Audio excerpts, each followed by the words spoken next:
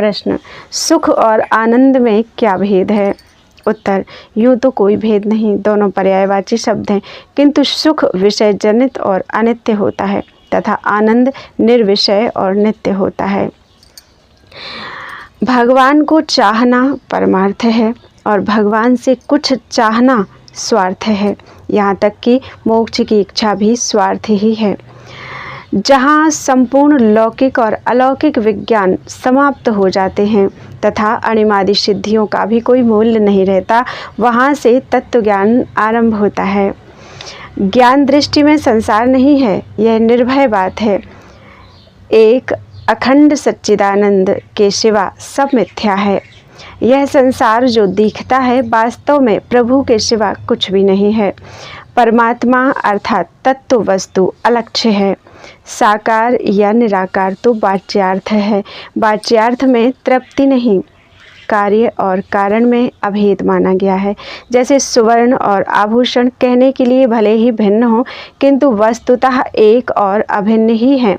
वास्तव में सुवर्ण ही आभूषण है। इसी प्रकार सर्वत्र कारण ही कार्य होता है। संसार की उत्पत्ति ईश्वर से हुई है, अतः ईश्वर कारण और संसार कार्य है। ये कहने के लिए ही दो हैं, वास्तव में तो ईश्वर ही जगत है। ईश्वर से भिन्न जगत कुछ भी नहीं है, परंतु यह बात भगवत कृपा से ही अनुभव में आती है। जिसका कोई भिन्न कर्ता नहीं होता, वह वस्तु भिन्न भाव वाली नहीं होती, भिन्न सत्ता वाली नहीं होती। जगत ईश्वर का बनाया हुआ नहीं, बल्कि स्वयं ईश्वर है। यह ईश्वर का संकल्प है और कोई भी संकल्पकर्ता से भिन्न नहीं होता। अतः यह ईश्वर का साकार स्वरूप है। यदि ऐसा ना माना जाए तो अवतारवाद कैसे सिद्ध होगा? विवेकी लोग संसार को मिथ्या समझते हैं, किंतु तत्वज्ञों की दृष्टि में तो सत्य ही संसार है।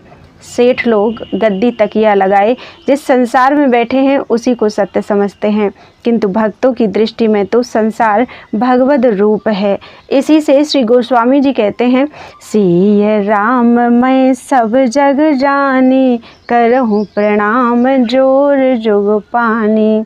देखो, वायु आकाश में रहती है, अतः आकाश कारण है और वायु कार्य है, क्योंकि कार्य कारण में ही रहा करता है। वायु में स्पर्श है, इसी से आकाश से उसका भेद है, नहीं तो वायु और आकाश एक ही है। इसी प्रकार सोना कारण है और आभूषण कार्य है। यहाँ भी आभूषण सोने से भिन्न नहीं है, वास्तव में केवल सोना ही सोना है, केवल देखने के लिए ही दोनों का भेद है। इसी तरह जगत भी ईश्वर ही है, ईश्वर ही में इसकी प्रतीति होती है।